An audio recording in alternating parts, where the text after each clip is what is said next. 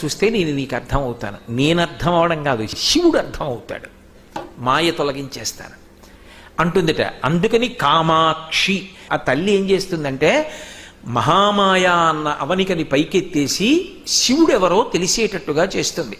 శీర్ఘాళి అని ఒక క్షేత్రం, జ్ఞానసంబంధనాయనార్ మొట్టమొదట జ్ఞానం పొందిన క్షేత్రం అది. జ్ఞానసంబంధనాయనార్ చిన్న పిల్లవాడిగా ఉండగా తండ్రి గారు సంధ్యావందనం చేసుకోవడానికి శివాలయంలోకి వెళ్ళాడు. పిల్లవాడిని కళ్యాణ మంటపంలో కూర్చోపెట్టి అర్ఘ్యం ఇచ్చి సంధ్యావందనం చేస్తా, ఇక్కడ కూర్చో అన్నాడు.